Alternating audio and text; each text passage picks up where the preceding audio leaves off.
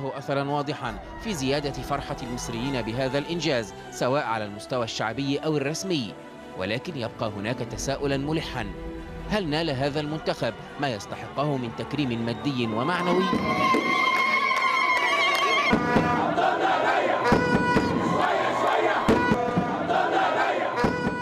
أنا شايف إن تكريم الشعب ليا والجمهور أحسن تكريم.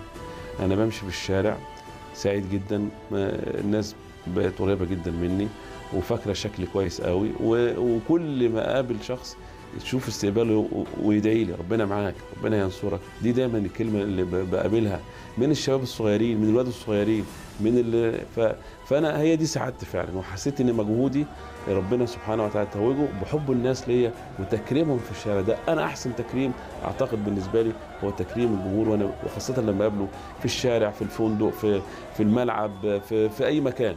فأنا بسعيد جدا جدا بيه، واعتقد ان ده فضل من الله سبحانه وتعالى كبير جدا. استقبال طبعا سياده الرئيس لينا ده كان تكريم كبير جدا، ولينا الشرف كمنتخب ادى، لكن انا كنت اتوقع ان يبقى التكريم يعني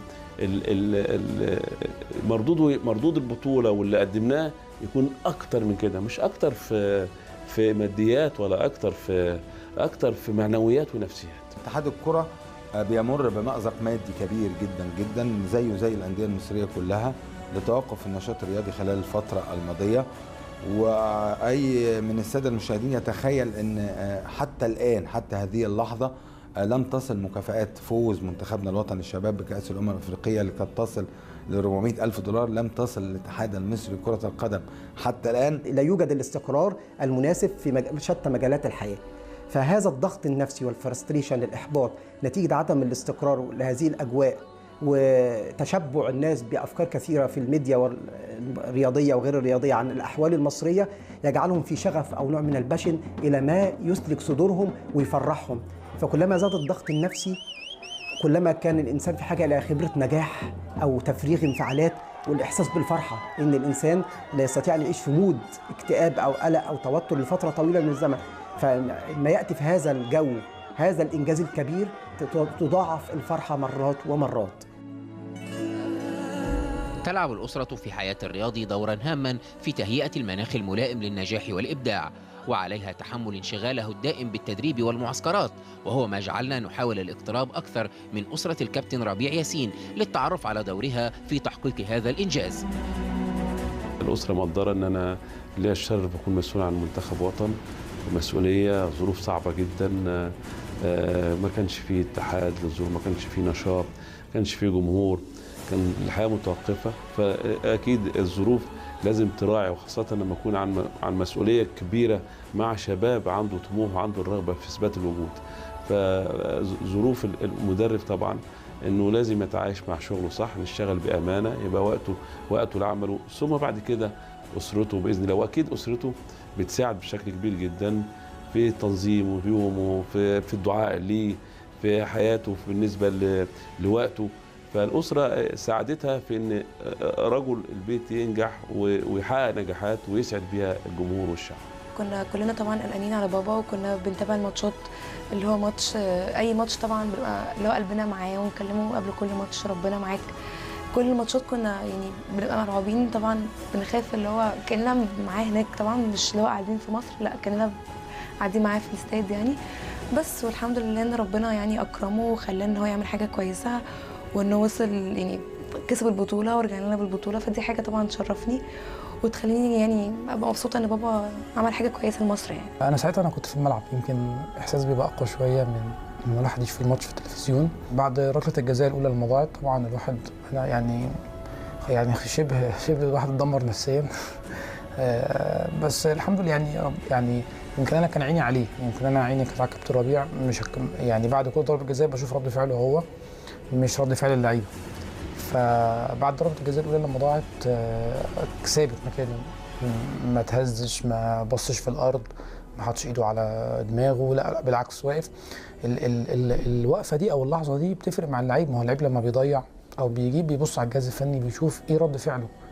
فلما رامي ضيع كابتن ربيع ما تهزش، في اللعيبه برضه بصت، فدي ادت ثقه للعيبه اكتر ان هم كل واحد يخش، لا احنا عندنا اصرار وعندنا ثقه ان احنا ان شاء الله ربنا يكرمنا وهنكسب والحمد لله كانوا قدها وطبعا يعني اكيد احساس الاسره كان يعني فرحانين بقى، وتليفونات وزغاريد بقى وصريخ وكل حاجه حلوه، طبعا الفرحه حلوه.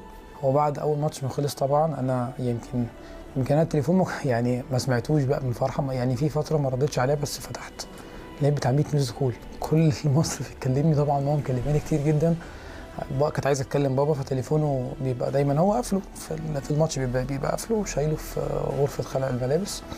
فكلمتني طبعا بقى، كانت تقى وآية وماما وصريخ صويت بقى ومش مصدقين يعني حضرتك من موقف ان احنا كنا هنخسر، او ضربه جزاء لما ضيعنا ضربه الجزاء الاولى، موقف لما كنا هنخسر لموقف الحمد لله ربنا قلبه ومنتخب مصر كسب. انا شفت ان تكريم ان الناس كلها يعني عارفه ان بابا عمل حاجه، وان هم بيحاولوا على قد ما يقدروا ان هم يرضوه ويكرموه. فيعني حاجه كويسه برضو ان هم يبقوا عارفين ان بابا بقى له 5 سنين تعبان مع المنتخب، وان هو يعني كان كل حياته اللي هو سفر وماتشات وكده.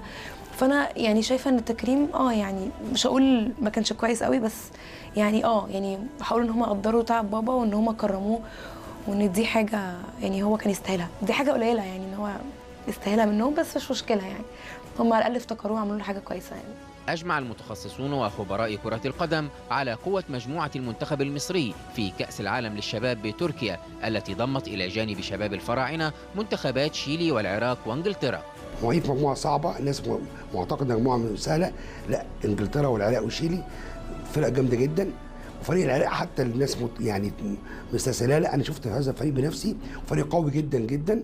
فاذا تخطينا دول الاولاني اعتقد هيبقى حق انجاز في ظل الاستعداد اللي كان مش المناسب لكأس العالم.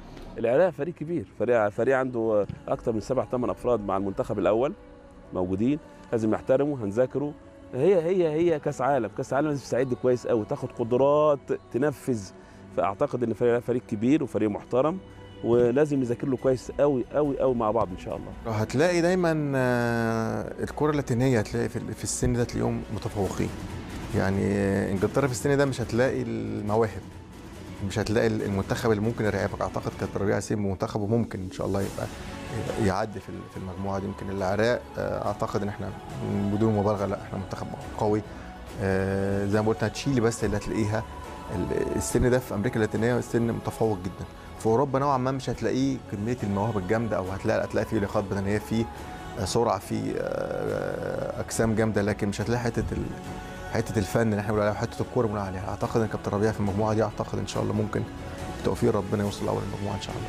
شيلي فريق قوي، انا اتفرجت عليه، قوي جدا، فريق شرس، فريق عنده يضم حاجات كثيره جدا، عنده قدرات، عنده جانب مهاري مهم جدا، وخرج اقوى الفرق، لازم نحترمها ونذاكر لها كويس قوي قوي، وهنتعب معاها ولازم نتعب معاها.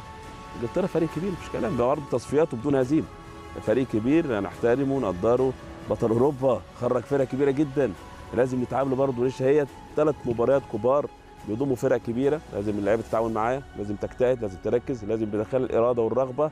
هنتعب جامد جدا جدا عشان ربنا يكرمنا، ويا رب نكون على حسن الظن ونحقق نتائج كويسه ان شاء الله.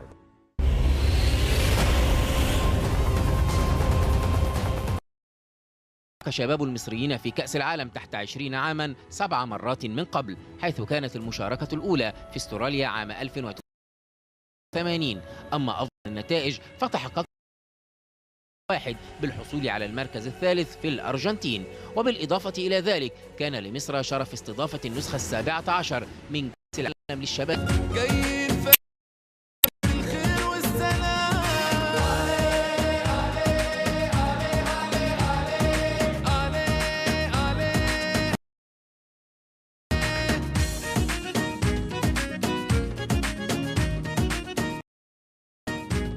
كنا اول جيل يوصل كاس عالم في مصر، كان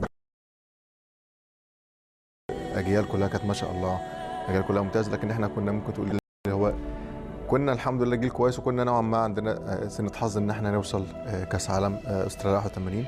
وعايز اقول كمان ان احنا وصلنا ابطال افريقيا، كنا كسبنا الكاميرون 3-0، كان في القاهره المباراه.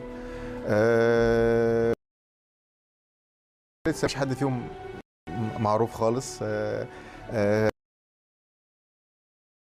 على الجيل كانت زمان محدوده جدا، يعني يكفي ان اقول لك ان كان معسكرنا اغلب المعسكرات كانت في اتحاد الكره الحالي دلوقتي. ما فيش حته السفريات بره، ما فيش حته المباريات الخارجيه. كان اقصى معسكر لينا كان ممكن يبقى في المانيا 3 اسابيع، وكان بيبقى في حتت معقوله شويه. لكن كان جيل كان عندنا طموح، كنا نفسنا في حاجه اسمها كاس عالم، وخدنا الطريق من اوله مع كابتن مصطفى زي ما قلت في الاول.